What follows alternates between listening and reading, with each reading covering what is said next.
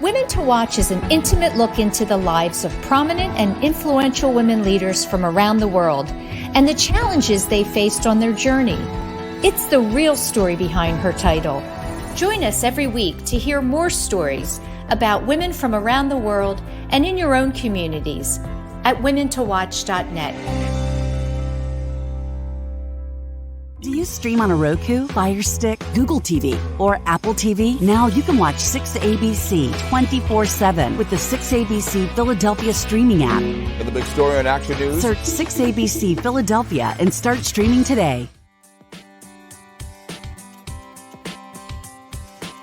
Hello, everyone, and welcome back to another week of Women to Watch. I'm Sue Rocco, and thank you so much for tuning in. We have another great show for you this week. And actually, this week we have a show full of doctors. I'm very excited. Joining me in just a moment will be Dr. Judy Ho. And Dr. Ho is a clinical and forensic neuropsychologist. She's also a very notable media advisor and best known for her appearances on the show, The Doctors. So she'll be with me in just a moment. Later in the show, you're going to hear from our wellness contributor, Dr. Shalja Dixit. And Dr. Shalja is going to be joined by Dr. Elizabeth Grill and Dr. Alice Domar. And they're going to be talking about the mind-body medicine, I'll say movement, that's being utilized by many, many physicians and particularly for women. So that's going to be a really interesting segment. And of course, for all things Women to Watch, visit our website at womentowatch.net.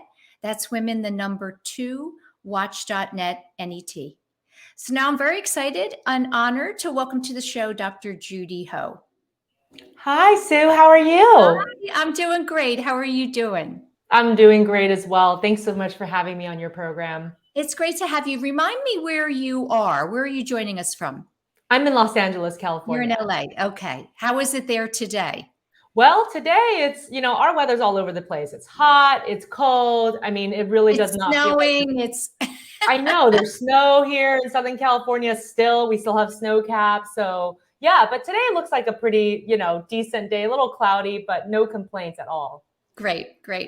But listen, I'm excited to kind of dig into your background and get to the heart of your story and what led you to the work that you're doing today. And I wanted to start off with just asking you what your most vivid memories are of Taiwan, which is where you were born. And I know you were there till age 9. So you must have some, wonderful memories of your short time there, I'll say. Yeah, definitely. Well, my parents were very, very busy working. They each had 2 jobs to try to put food on the table. So I was raised in those very young, pivotal years by my maternal grandmother. For the most part, she was basically, the babysitter, the parent figure, the person who helped me with school, walked me to school, education, play was everything. So she was a wonderful person, just like the most loving, unconditional loving person that you would ever meet.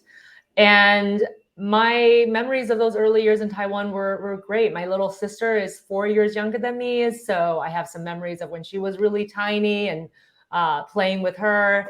And my parents, when they came home from work at night, obviously, that's when we would get more quality time with them.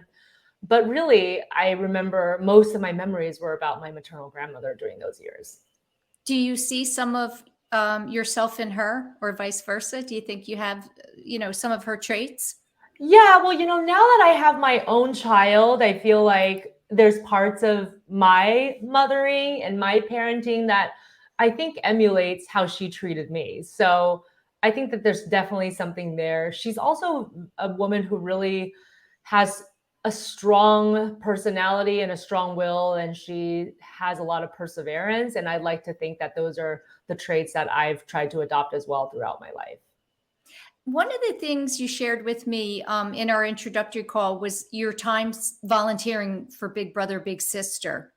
And I believe you had kind of an epiphany or a revelation when you were mentoring a little girl in foster care that prompted your interest in psychology. Can you tell us about that?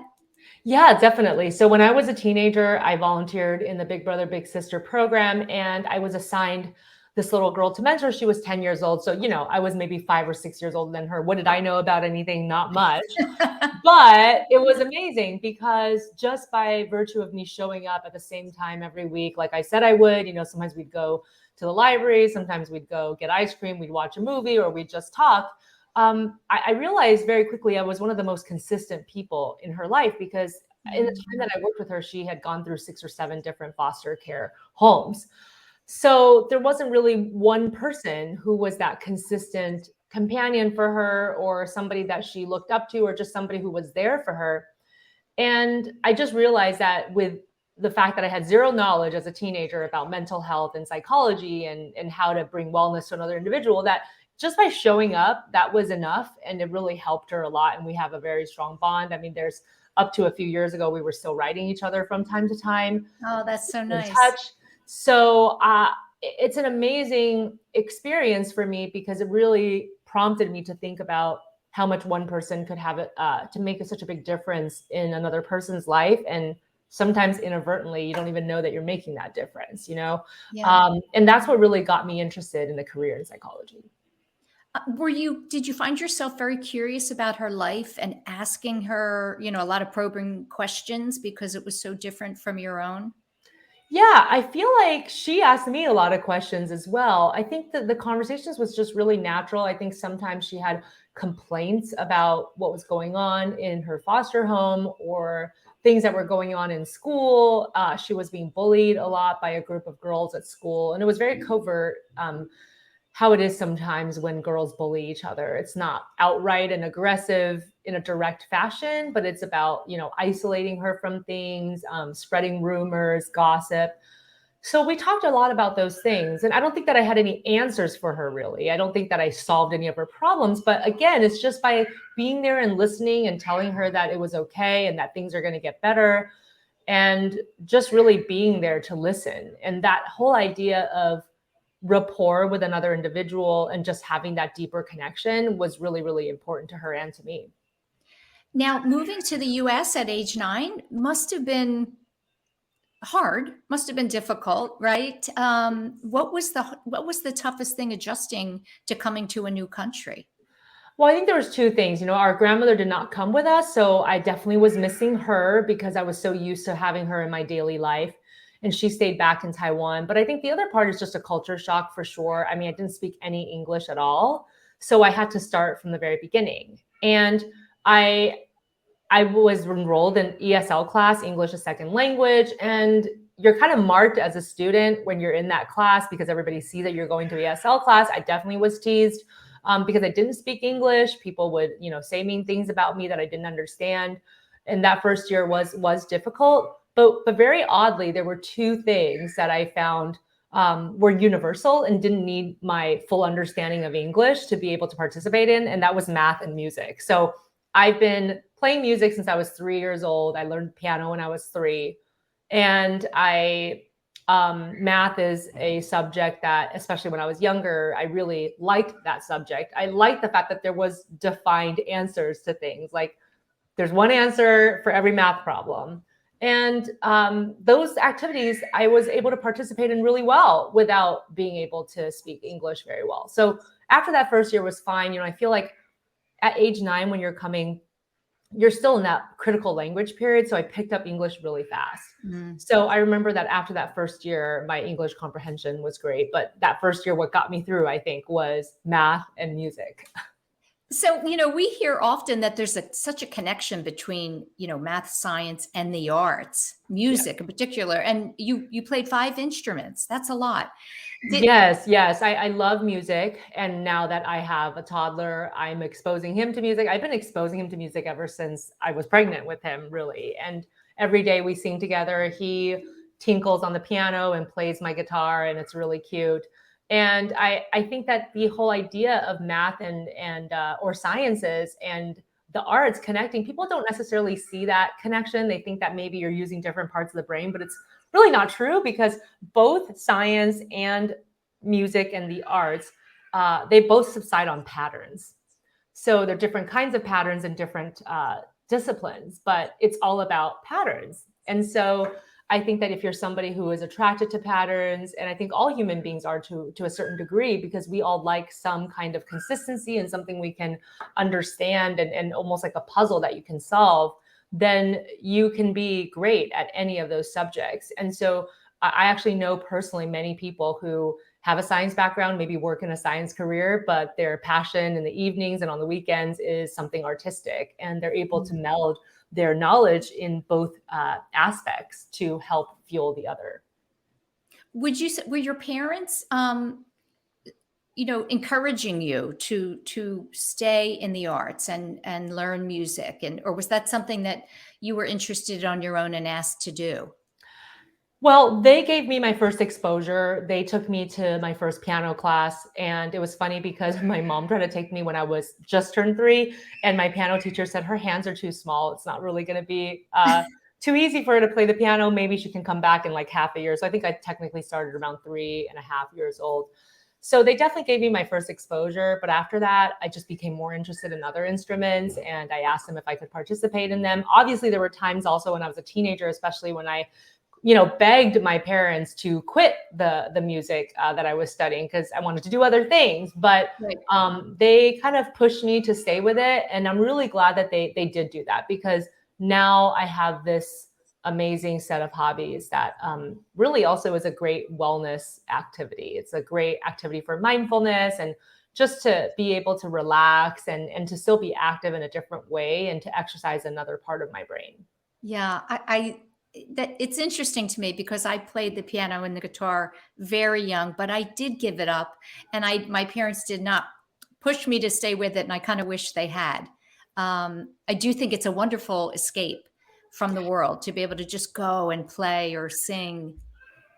Yes, exactly. And yeah, singing is another one of the things that I love doing all the time. And I write music, and it's just nice. It's just really great to be able to utilize that. But Sue, it's never too late. You can always get back into the piano or I guitar if know. you want. I think about it sometimes. I do. Um, Tell me, how soon after you came to the US did you make the decision from an educational standpoint that you were going to study psychology? So the first seed was in high school around 15 or 16 years old. And so when I went to college at Berkeley, I really thought that I was probably going to stick with psychology, but I also majored in business. I was interested in the business aspect. My parents own a real estate company. And so I understood the value of having business skills. And so I did work and train in both disciplines during college. But after I graduated college, when I was at that crossroads, and I actually had a beautiful offer actually in the finance industry for a job, I I turned down that offer to work at essentially a minimum wage job that would pave the path for my psychology graduate education. And Wow. so I'm glad that I did that. And I remember at the beginning of that year, I said, I'm kind of at a little bit of a crossroads. I still think I want to be a psychologist, but I want to be sure. So I took this minimum wage job at a special education school for what back then, what there was a term called ED, which is emotionally disturbed children. I don't think it's a great term, and I don't think that they use that term anymore. But essentially, they're trying to create a program around children who tend to have multiple different types of mental and educational challenges. And so these children had a lot of different difficulties. They had some behavioral issues. They had mental health diagnoses. Sometimes they had other limitations that would affect their learning. And I worked in this school for 1 year before I went to graduate school. And I just remember that working there, it was a really important experience because I realized that in order to be able to do more, I had to go for my terminal degree and get my doctorate. It was really a good lesson in that, because at the bachelor's level, you could do things to help, but you couldn't really have the kind of influence I really wanted to on people that I was working with to help them shape their life. And so that was what really cemented my resolve to go and become a psychologist. Okay, listen, we're going to go into our first break. And when we come back, I really want to dive in and learn more about your work and the differences between working with children and adults. And certainly in today's world, there's so much to talk about with regard to mental health and wellness. So Stay with us and you'll hear from our watch team, and we'll be right back with Dr. Judy Ho. At Action News, we cherish every moment, and it's our profound responsibility to bring you closer to your world. Never miss a moment. Trust the people at Action News. Hi, this is Sue Rocco. Women to Watch is pleased to share a clip from Breaking Through, a podcast hosted by Madeline Bell, the president and CEO of Children's Hospital of Philadelphia.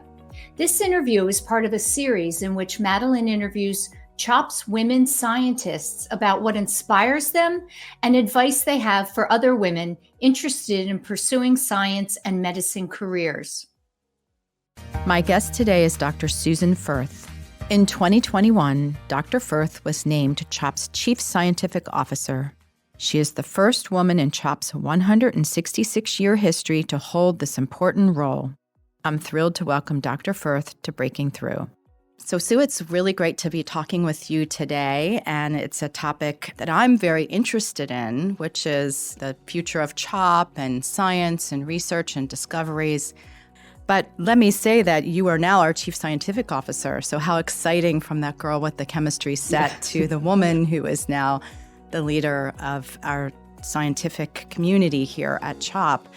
And tell me, you've been in the role now for about 6 months, and tell me a little bit about what your impressions are, what excites you about the role, and what do you see for the next several years?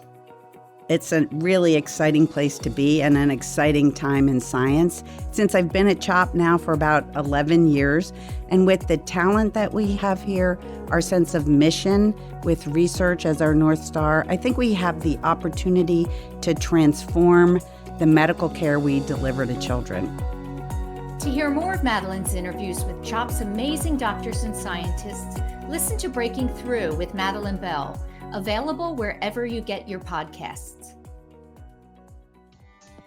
Hi, and welcome back to the show. I'm joined today by Dr. Judy Ho, a clinical and forensic neuropsychologist. As I say that, Judy, I'd love to, what is the difference between a neuropsychologist and just psychologist alone? Yeah, so psychologists would encompass a lot of different types of disciplines. There's developmental psychologists, there's organizational, industrial psychologists, for example, personality psychologists, so different studies and different subdisciplines. A neuropsychologist is a clinical specialty. So that means that we are licensed professionals who treat patients. And specifically, we have additional training and expertise in the knowledge about brains and behavior and how they link together. Many neuropsychologists conduct evaluations to understand the brain and how it works better. So they evaluate people for cognitive issues, for giftedness, for learning issues, and also just to tease out complex diagnoses. So those are some of the things that neuropsychologists specialize in. Okay. You mentioned your son, Luca. Yes. And I'm so curious as to, you've done this work for many years. And I wondered, after becoming a mother and having a little boy, and now you're going to watch his development, has anything surprised you, in watching him and now being a mother? Yes, definitely. So, it doesn't matter how many years of experience and training and expertise you have when you have your own son. I feel like everything goes out the window, really. Obviously, there's always that knowledge in the back of my mind about things like developmental behaviors, milestones, things that he's doing, et cetera. But I really don't think about my son at all that way.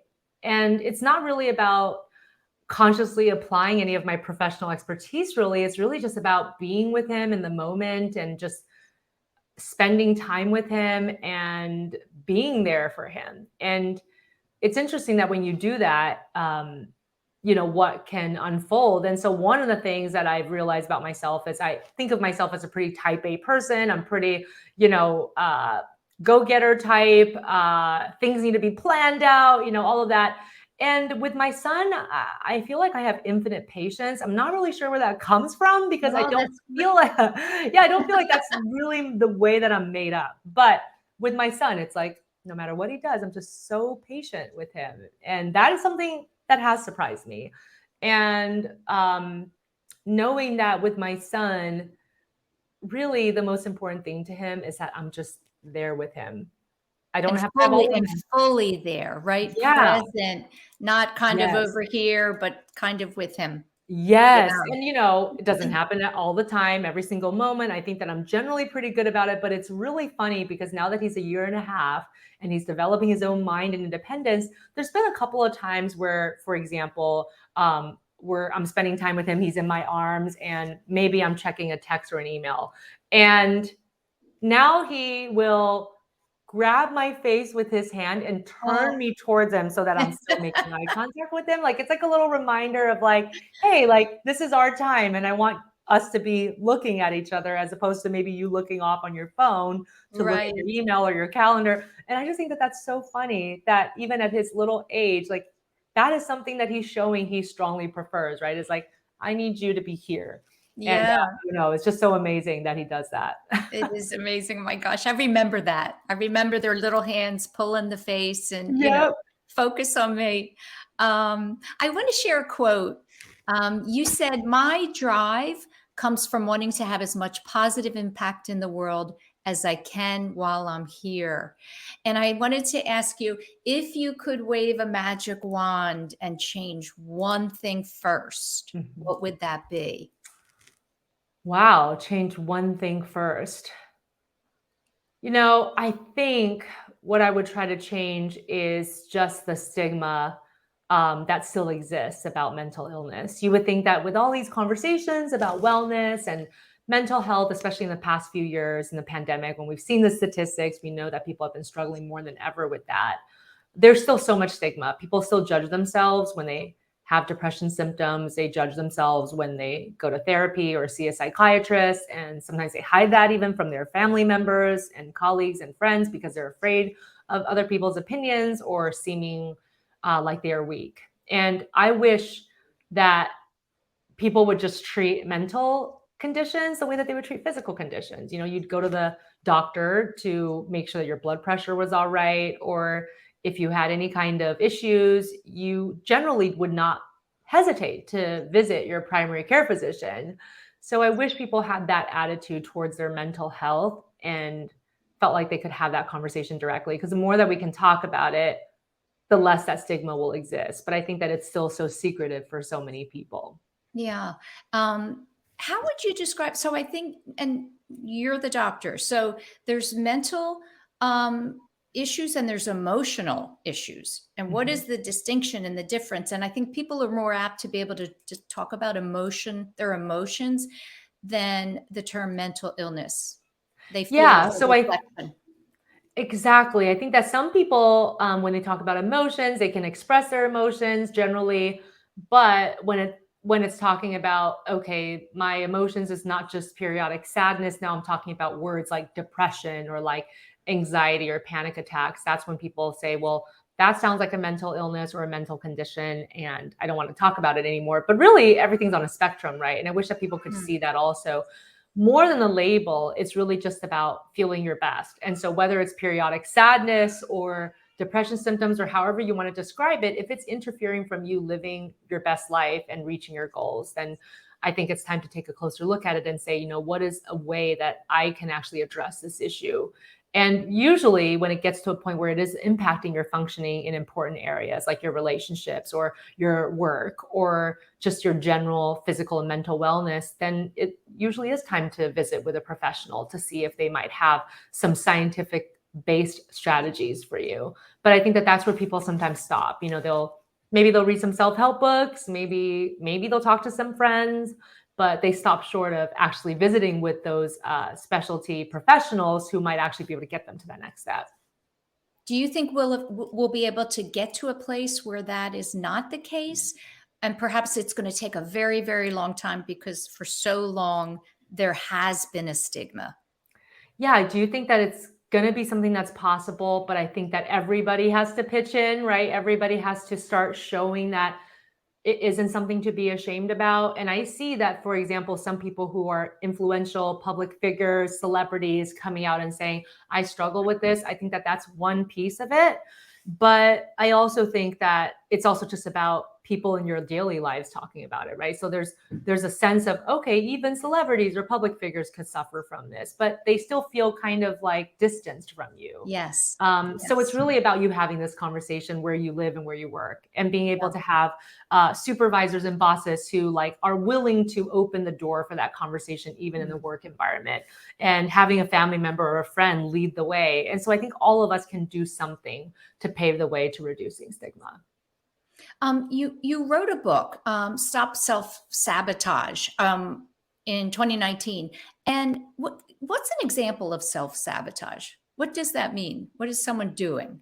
So self-sabotage, very simply put, is just getting in your own way despite your best intentions. So when you set a goal for yourself, you just stop moving towards it, or when you're about to reach it, all of a sudden you do something to pull yourself back. And it can be in any area of life. It can be in your physical and mental wellness. It can be in career and work. It can be in romantic relationships, family relationships, friends and collegial relationships too. And you're writing a second book. Is it right? Is that in Yes. the works? Can you Yes. tell us a little bit about what that's going to be? It's called The New Rules of Attachment, and it's about healing your attachment style at any age in your life. Okay. That's good. Yeah, I feel like it's going to be a very universal topic because we talk about attachment styles a lot. And again, we've been talking a lot about formative years and what people take away from that. And, parents do their best, but they're not necessarily perfect ever, right? And so sometimes they impart certain lessons about the child's self-worth or their ability to achieve the things that they want in the world in a very different way than maybe they even intended, but people then take those lessons with them and it affects them as adults. Right. And so I feel like a lot of the literature out there about attachment style though has been, okay, let's define what attachment style you are. And then if you have an insecure attachment style, here's what's going on with you and here's how that affects your relationships or your life negatively. But I have not seen a lot of work about, well, how can you heal your attachment style, especially if maybe your parents have passed away, or maybe your parents are not willing to do that work with you. Then is there still hope for you to get to a more secure attachment style and to start affecting these positive changes in your life? And the answer is yes. Again, it's not to blame parents. No parent is perfect. Sometimes these insecure attachment styles form because parents inadvertently instill children with certain ideas about themselves and their lives that they didn't mean to. Of course, there's a small subset of parents who are sometimes abusive of their children. That's obviously a completely different ballgame. But I think that for most people, they develop insecure attachment because of early experiences that really isn't anyone's fault. But what do we do about it when we get to be adults and we want a different kind of life for ourselves? So this is really what the book is about and how we can heal our attachment style on our own, even if your parents or people from your formative family are not there to help you with that work. In doing this research, have you recognized something in yourself with regard to your own upbringing and your own parents? And perhaps since you've spent so much time with your grandmother? Yeah, definitely. I mean, to me, I feel like my grandmother is a savior because she really instilled in me a ability to have secure attachment. My parents are wonderful people, but because of the fact that we were struggling so much financially, my closeness with them as a younger child was not there until we came to America. And I actually learned to live with them, basically most of the time. So really, I think my grandmother, and that's the lesson again, is that it just takes one person. So for some people, they'll say, well, my relationship with my dad wasn't so strong, but it was with my mom. And that's where they learned that secure attachment. But maybe with their dad, it wasn't quite there. And that doesn't mean, again, that you can't heal that relationship later and you can have different experiences. But the early childhood experience in that time frame is so important because we're coming into the world as blank slates in many ways. And we're just learning about everything at that age. And so you're soaking up that knowledge very quickly. And that's why some of those early lessons tend to stick with you a lot longer, even though as you grow up, maybe certain things have challenged those pre-existing beliefs, but your mind is still stuck on them because that's what you thought the world and what it takes to work is, all of that is really built into those early years because it's your first exposure. So your mind remembers that a lot more. It is amazing how much just the smallest little experience or moment from our childhood can keep reappearing in our lives as adults. Exactly. This is my last question because boy, that went really quick. What does a neuropsychologist say to herself in a moment of angst or anxiety or fear? Yeah, I try to tell myself that like this moment will pass, and that essentially a lot of times our greatest fears or stress is because we're living in the past, thinking about maybe past troubles or mistakes, or like thinking about the future and what could potentially go wrong and the worst that can happen. So if we can bring ourselves back to this moment and just focus on what's going on right now, things don't seem to be so dire. And then if something really stressful does happen at some point in the future, your mind knows how to focus in the moment to solve that problem. That's what we're designed to do. So evolutionarily, that is how we are designed, is to get ourselves out of big trouble spots when we need to. Our survival instinct is really strong. So that fear of what might happen is never the same as when you're just living through a crisis and just having to manage through it. So I think that that's something that I try to remind myself and people who tell me that they struggle with that. Yeah, that's great advice. Really good. A good reminder. Well, I thank you so much for taking time to be with me this week, and keep enjoying that little Luca. That's the greatest name. Oh, thank you so much, Sue. It was so great to speak with you. Thank you for the wonderful questions and for all the good that you're doing. Thank you so much. Stay with us. Up next, our watch team, and we will be back. Action News, celebrating 50 years with AccuWeather. If you think severe weather has been on the rise, you are correct. In the last 3 years, tornado warnings in our region have shattered records, with 52 last year alone. Half of those warnings resulted in confirmed tornadoes, including 2 extremely rare EF3s. Thanks for always trusting us to keep you informed. 50 Years of AccuWeather is sponsored by Independence Blue Cross. Choose coverage you can count on with the region's strongest network. Is the best vacation one that you find, or one you get lost in? One that takes you to new heights, or reminds you to go with the flow? To get your feet wet and your wheels spinning? One that lets you find your own rhythm, or get carried away? Find the best of yourself. Get lost in the woods. Plan your stay in the Wildwoods today. From Philadelphia to the Lehigh Valley and everywhere in between. For 150 years, Penn Community Bank has been a part of your neighborhood. Helping businesses start, supporting families as they grow, and staying connected to the people and places that make this region special. It's who we are and where we're from. Penn Community Bank. Here we are, and here we grow. There's a moment every hour, every day, every week. These moments shape our world. They add color, perspective, and sometimes pain. Moments are meant to be shared by friends, family, people you trust. At Action News, we cherish every moment, and it's our profound responsibility to bring you closer to your world. Never miss a moment. Trust the people at Action News. Do you stream on a Roku, a Fire Stick, Google TV, or Apple TV? Now you can watch 6ABC 24/7 with the 6ABC Philadelphia streaming app. Watch Action News live, For the big story on Action News, plus special programming, breaking news, and severe weather updates. Tremendous amounts of rain. Always on, always the news team you trust. Watch 6ABC 24/7 on your streaming device. Search 6ABC Philadelphia and start streaming today. Hi, and welcome back to the show. I'm excited to introduce you to our Wellness Watch contributor, Dr. Shalja Dixit, and she's going to be speaking with 2 brand new advisors of Curio Digital Therapeutics, Dr. Elizabeth Grill and Dr. Alice Domar. Enjoy the segment. Thank you, Sue. Really appreciate it.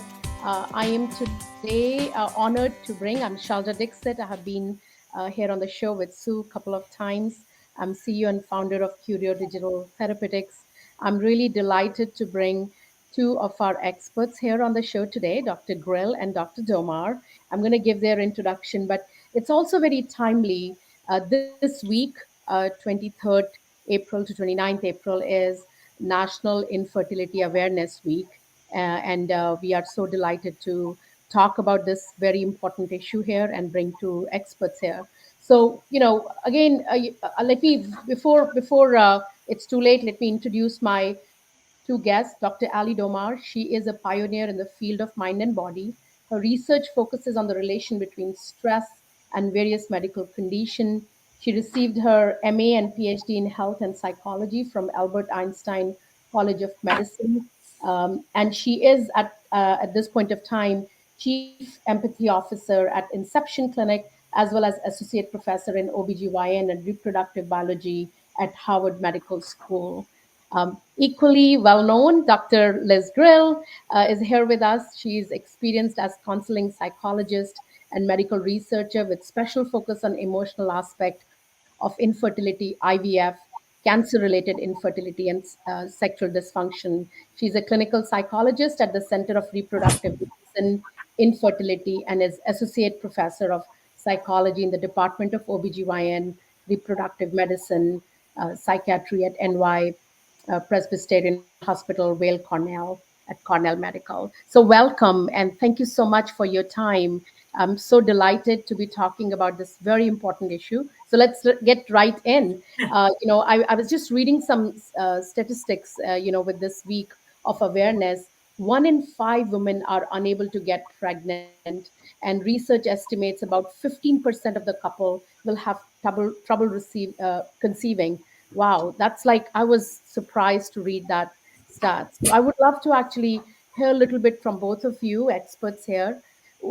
Tell us a little bit about, like, what are you seeing in infertility from a trend wise, from the numbers that we talked about and the research that's going on in this area. So Ali, if I may turn to you first. Yeah. So in fact, the World Health Organization 2 weeks ago, we've always been saying literally for 25 years, it's 1 in 8 individuals or couples struggle with infertility. Now they're saying it's 1 in 6. So if you yourself are struggling with infertility, you are not alone.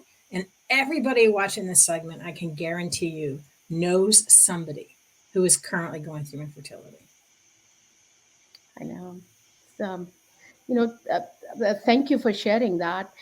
And I'm sure, maybe Liz, if you want to talk about, like, what are the few factors that are like increasing these numbers and trends? Would love to hear a little bit from you about that.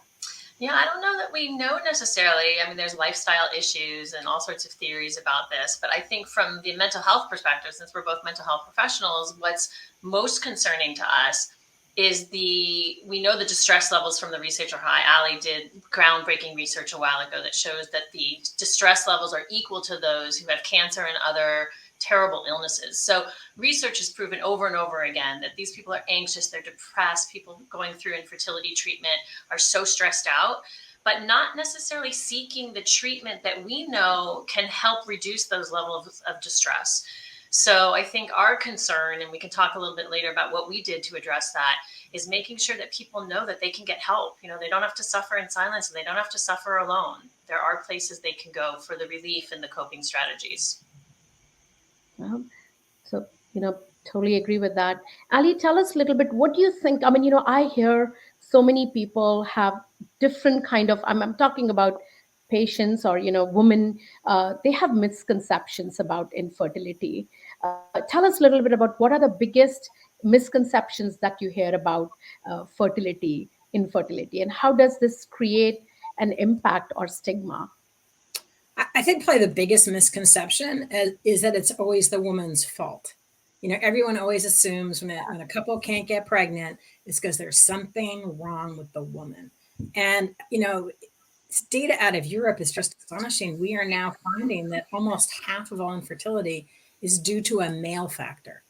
And so it's pretty much equal. If a couple is going through infertility, it's just as likely to be a physical condition of the woman as it is to be a physical condition of the man, or a combination of both. Maybe both of them are subfertile. So well said. Maybe we should start reporting these numbers in one in X couples, rather than saying one in X women, to take away that stigma. So that's so well said. Liz, tell us a little bit about like how does this create, a stigma? I mean, I hear so many women, I mean, and they talk about, oh my God, we have been trying, and maybe it's my fault, as Liz said, but it creates a huge amount of stigma. I have some friends who have gone through this process, and I've literally seen their personality transform, how they interact with their friends transform. uh, Tell us a little bit what you have seen in your practice, Yeah, and throw some light on that. I mean, it's devastating. People withdraw. They stop going to social functions. They stop going to baby namings, christenings, first birthday parties. They isolate. There's so much. It's shrouded in shame. And what's so sad is, like I mentioned, we know the distress levels are comparable to, say, cancer. But when someone has cancer, communities rally around them, right? They're like, who's going to bring them dinner? Who's going to sit with them in chemo? And you just don't see that with infertility. People kind of go into their homes and they isolate and they don't talk about it. And it's a shame, because we know that they need to come out of that isolation. And that's what National Infertility Awareness Week is really about, is, finding your voice and coming out from that isolation and finding the support that's there. Uh, I can totally, and and is there also a factor that it's such a long process that, how does that play into it? Because there are acute episodes, like, as a physician, which happen. There is trauma around it, emotional aspect, and then possibly you start coping with it. It's such a long-standing journey. But I it mean, tell us a doesn't. little bit more about that. It doesn't need to be. I was part of a huge research study where we surveyed 2,000 people with infertility in 9 countries. And what we found was it took the average couple 3 years before seeing a doctor and then another year and a half before they started treatment. They tried on their own for up to 3 years. And with infertility, time is not your friend, especially in terms of the woman's age, although the man's age is also a factor. And so what I say to anyone who's been trying for, depending on their age, 6 to 12 months, see an infertility specialist, because it doesn't have to take that long. Over the years, it used to be, 3 months of workup, and then 3 months of IUIs, and then 6 months of this. People are being fast tracked now to the most effective treatment. And so it doesn't, if you've been trying for 6 months and a year and you haven't gotten pregnant and you see an infertility specialist, you could be pregnant, pretty quickly. So what I'm hearing both of you say is, yes, there is stigma, but you can actually take care of that, reduce that stigma and emotional aspect. Acknowledging, having your voice, as you said, Liz. And second is, don't wait. I mean, there is no need to wait and suffer. This is something that happens a lot these days, and go and seek help. Tell me a little bit more, Liz, coming to you maybe. What do you see are the biggest gap? I mean, science has evolved, right? There are so many assisted reproductive therapies out there, centers out there. Thankfully, there is employer coverage is also happening quite a lot in this area, but there still remains a gap. What do you see as the biggest gap in the fertility space today? Well, I think what Ali said, definitely from the medical side, like fear keeps people from reaching out sooner than they should.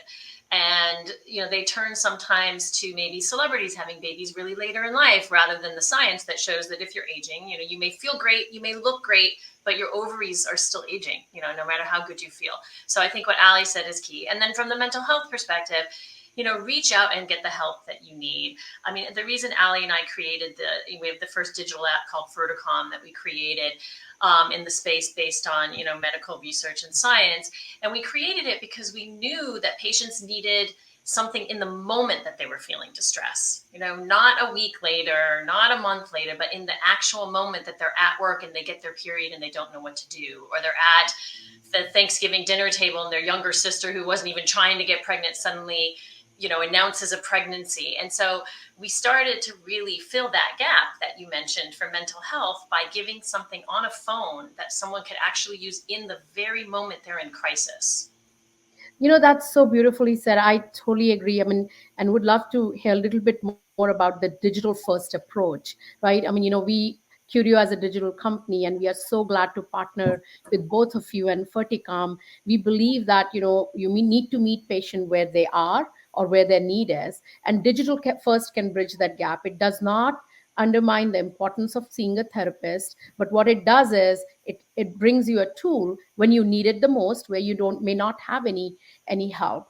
Ali, tell us a little bit more about Ferticom and the work. It has been in market for quite some time. So tell us a little bit about digital tools and how you have seen them filling the gap when patients come to your digital app and then possibly come to you. What's the reaction and how they use these digital tools? Well, I think that, the average patient now, literally always has their phone within, inches away from them.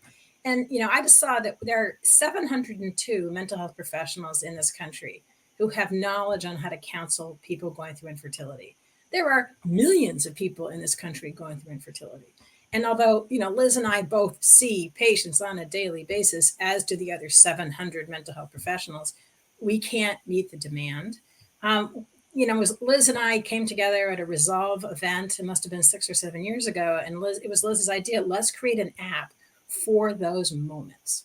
Because, I remember when we were first developing the app, we were having dinner with friends and I showed the mock app to the friend. He goes, oh my God, it's like having you or Liz in my phone. So when you hit that crisis point, when you get your period or your doctor's office calls with negative test results, or you see one more birth announcement on social media, or you're at one more social event where someone announces a pregnancy, you pick up your phone and you look at Ferticom and you find that exact situation. And there are 6 things, scripts, how to deal with stupid people. There are, 10 different relaxations. There's everything you can do in that moment, as if Liz or I, or any, psychologist trained in the field, were sitting next to you and say, okay, take a deep breath. This is really hard. What can you do right now to help yourself feel better? And that's the goal of Ferticom. And I believe this app is available in the Google and App Store both, can be easily downloaded, and all those who need help can access it. That's the beauty of it. You don't have to wait. You can just access the app and get to your answers and help that you're looking at any time, 24/7. Liz, tell us, and in the last few minutes here, what would be one piece of advice that you would give to our users, to find their voice and very timely with this Infertility Awareness Week? That there's resources, there's your company, there's Ferticom, there's ASRM, the American Society for Reproductive Medicine, there's Resolve. People don't know how many resources are out there. So don't sit home feeling that shame and isolation. Just reach out. There's plenty of people that are there to help and who want to help. We see you. We know that you're in pain and we can help. I think the thing I hear most commonly from patients is when they talk to me or they look at the app or whatever, and they're like, oh, I thought I was the only one feeling that way. And, between Liz and I, we've had 60 years of experience seeing patients, and you are not the only one feeling that way. What Liz was describing is sort of almost being phobic about going to, birth announcements or gender reveals or whatever else. That's normal. Most people going through infertility have a really hard time when other people get pregnant. That's normal in our world. And people going through infertility need to understand that some of all their thoughts and feelings are normal, but there are lots of things out there which can actually help them feel better in that moment. Oh, this is so nice. So I think, one thing I would say is that we are very fortunate, Curio, to be working with both of you. I know we are bringing not just Ferticom, which has already been there, also the next version of Ferticom, working with both of you, which is in making FertiLift for physicians. I think you both are pioneers in your thinking that, think about a digital first approach. There is a lot of help, and having a digital forward pathway makes sure that there is access issues are taken care of. And not just US, this is something that is available internationally. So, I know, people who are even beyond US or North America can leverage something and hear your voice and all of the research and wisdom that you both have collected over the course of year. So thank you so much for bringing these tools and for partnering with us at Curio. And, again, as I said, The Ferticom app is available in App Store as well as Android. You all can download it, and then again, keep tuned to look at Curio and Ferticom for new updates that we are bringing in research and new apps. It's also translated into French and Spanish for people French who are and not Spanish. English Yep. people. So visit www.curiodigitaltx.com and ferticom.com, and download the app. I would encourage as many people to have a digital first approach to many of their situations that they are in and can help it. Thank you so much, Alvira. Really Thanks appreciate for it. inviting us. For having us. Yeah. Welcome to the lifestyle segment of Women to Watch. I'm Sherry Morrison. This week, I have the sweet and maybe a little savory pleasure of introducing founder and chef of It's a Cupcake. Welcome to the show, Chef Mona Wilson. Thank you. How are you? Good. How are you? Fantastic. So happy to be here with you. It's good to be here with you. Do you have cupcakes in the oven? I should, right? Yes, I would like that. Mona, you are a true blue Camden, Philly girl. Can you please tell us a little bit about your original career, where you're from, and all of that good stuff? Yes, I am. I'm originally born Camden, New Jersey, from the Parkside area. Camden High School alum, a little bit of Camden Catholic. Born and raised in a great neighborhood to two wonderful parents. Back and forth between Camden and Philadelphia. I was in Philly for a while and then moved back home adult to help take care of my parents. So I'm still a Camden native. So you didn't start out in the cupcake business. What were you doing? What was your career before you were in the cupcake business? Oh no, cupcake. Today I'm still wondering how this happened. Before I got into cupcakes, actually, I had just left the post office, which I had been there for 13 years, and decided to open up an auto tag and insurance store. And so I was doing that for about a good 2 years. And then the cupcake craze hit. And next thing I know, I'm baking cupcakes. You told me a little story about there was a bit of a cupcake challenge between you and some other a women's group that you were involved with. Yeah, so at the time I was involved in a women's business organization, and it was around the cupcake craze. And I'm pure sugar, anything to do with cakes or cookies, I'm in that conversation. And so one meeting we were talking about cupcakes, and it was suggested that the next time that we meet, that we should all bake cupcakes. And I was saying, yeah, no, I'm not doing that. Baking was for mom, grandmom, and aunties. So I said to them, I love to cook, but baking, we leave it to the professionals. So I was telling them, I said, no, I'm not baking. I'm either going to pay someone or pay my mother, one or the other. And so they went back and forth. Oh, that's cheating. It's not fair. Blah, blah, blah, blah, blah, blah, blah. So I said, okay. So one of the things that my mother is known for is her sweet potato pies. And for some crazy reason, I said, let me see if I can turn this into a cupcake. But I really wanted like a certain texture. So once I get involved in something, I work at it until, I get it to where I want. So I finally reached the right texture just in time for the meeting. And when I took the cupcakes back, it was a hit. So I'm like, oh, okay, wow, great. Next thing I know, my phone is ringing and people are asking me for orders. And I'm saying, you guys know I don't bake. Like, I have an insurance business. And they're like, we don't care. We want to order these cupcakes. And next thing I know, I'm in the kitchen baking and new flavors popped up and it's just been going. Oh, that's really a great story. So you officially started as a cupcake in 2009. Mm-hmm. What happened once you got rolling with your cupcakes? You were developing some new recipes and things? I was developing new recipes. Again, like I said, things were taking off. And one night I was home on the computer just messing around, and this thing popped up talking about savory cupcakes. And it was really a running joke. Like, people were putting pickles and crazy things on cupcakes. But in my head, all these new flavors came up. So one of the things I wanted to try was, can I turn a buffalo chicken wing into a cupcake? Of course. So Yes, crazy, right? So I practiced. I decided to do like a corn-based cupcake with different spices, cheeses, tomatoes, and then I put creamy buffalo chicken on top. So we had a meeting with the men's organization. So I said, maybe I'll take it to see, if this thing will really go over. So I take it to the meeting, and lo and behold, that was a hit. And next thing I know, people are calling me for those cupcakes. So I just said, you know what, this might be something that I should really be doing. I really enjoyed it, coming up with new flavors. So I ended up buying a case and putting the cupcake case in my office. So while people waited for their tags or insurance, they were buying and eating cupcakes. So you became quite well known and famous for your cupcakes, and then you were invited to a number of different Food Network competitions. Tell us Yes, yes.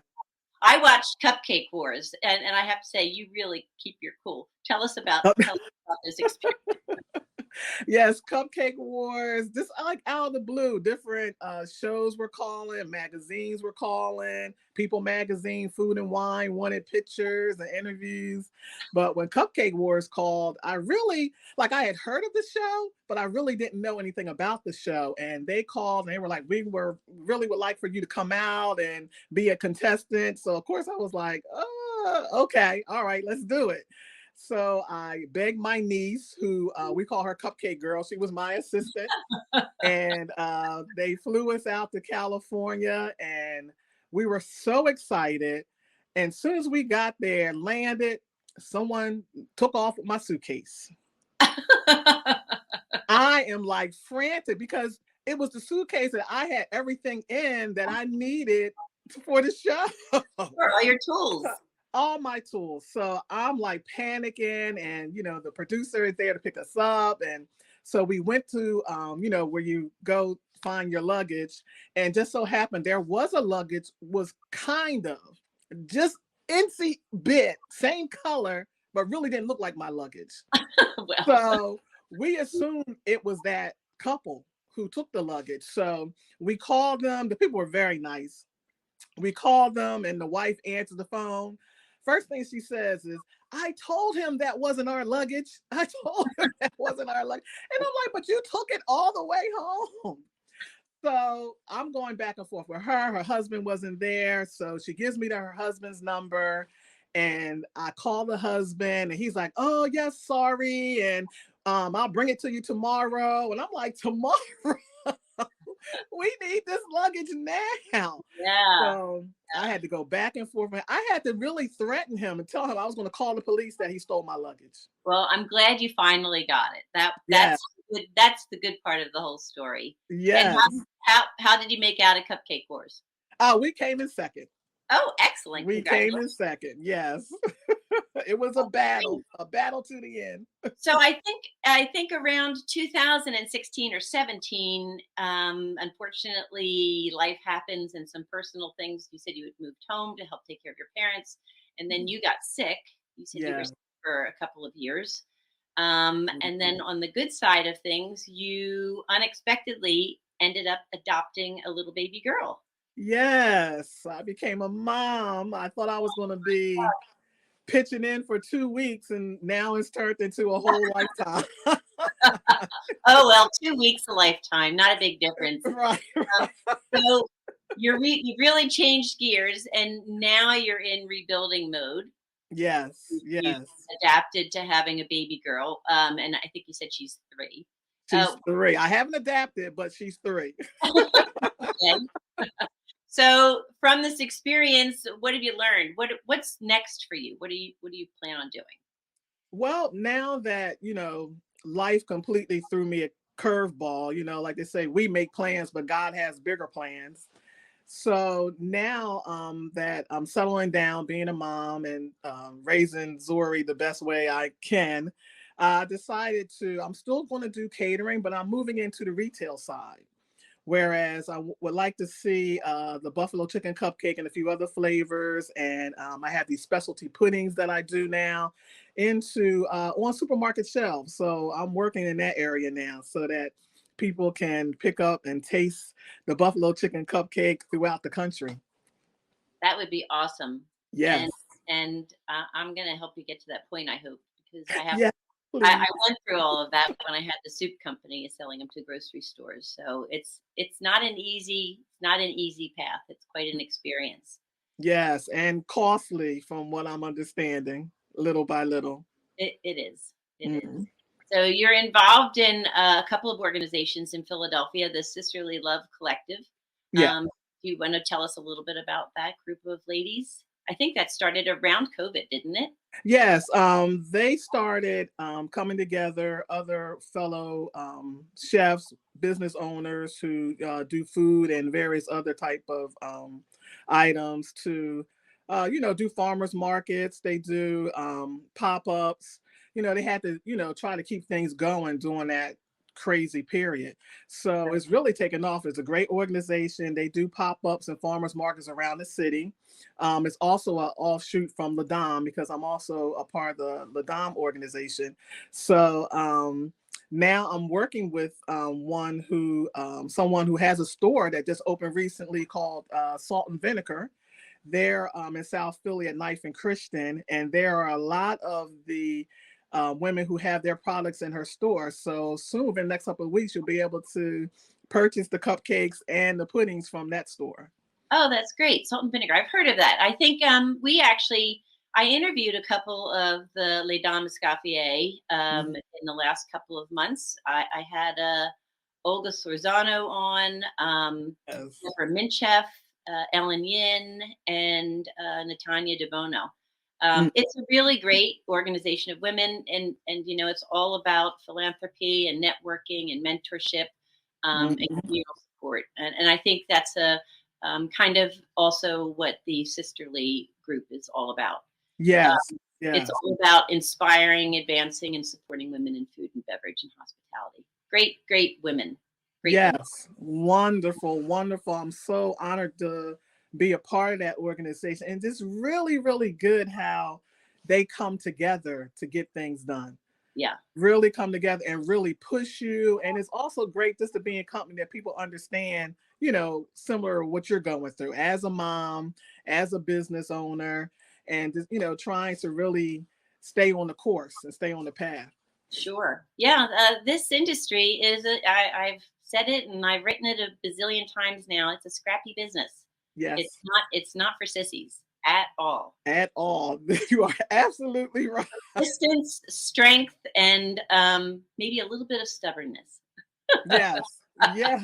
Yes. So you're in a shared kitchen right now. Is that correct? Yes, I'm in a shared kitchen now, which is good, but I'm expanding. So I'm back out looking for my own space again. It's always good to have your own room when you can come and go as you please. But it's thankful that there are spaces there that are available for small businesses, to come in and be able to use a kitchen for a few hours to, get your orders and things done. Yeah, because you're making cupcakes and puddings for catered corporate events and private events, and and you're headed towards the wholesale is what you're headed towards. You're not there yet. Yeah. So it sounds like a great plan. Yes, it's a plan that has to go into effect. It's no longer just me putting around out here. I have a little one to think about. So that's why I said it's time to go into the long term side of the business, and hopefully, or not hopefully, it will work because we don't have a plan B. Well, she's a little young for baking 101. Maybe you can give her a pastry bag and start her on decorating a little bit, or at least. Oh my goodness, she's such a boss. She's such a boss already. She bosses me around in my kitchen. No, mommy, no, put this here. I'm like, okay, so you will be going into the you're having your own business one day. That's so much fun. So much fun. Well, we're running out of time, so I appreciate all of your time and what you've spent with me going over your career and all of the different paths that you've taken, and now back on track. Yes. Thanks for joining us. Oh, thank you for having me. Thank you. I can't wait to see what's next.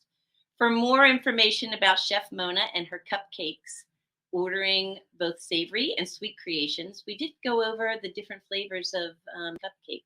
You said the buffalo chicken. but I know that there's some others. But to learn more about the different flavors of Chef Mona's cupcakes, go to her website. And if you're interested in ordering them for an event or you'd like to carry her products in your retail store, go to www.itsacupcake.com. Thank you again for joining us. Sue will be right back to close out the show. Ladies, keep living your dreams. That's it, everyone, for another week of Women to Watch. Thank you so much to Kateri Kraus, our producer, and to all of our Watch team members and sponsors. And stay tuned next week for my interview with Ginny Hill. She's the CEO of the Girl Scouts division in Central and Southern New Jersey. Have a great week, everyone. It's the #1 news at 10 p.m. Action News on PHL 17. Join Shari Williams, Gray Hall, Deuces Rogers, and meteorologist Adam Joseph for all the big stories at a time that's right for you. Action News at 10 p.m. on PHL 17. Now the Women to Watch, Military Watch. Hi, I'm Carol Eggert, Senior Vice President of Military Affairs at Comcast, NBC Universal. You know, seriously, last year the U.S. Army fell short of its recruitment goal by 15,000 soldiers. The other branches of our nation's military are experiencing similar challenges.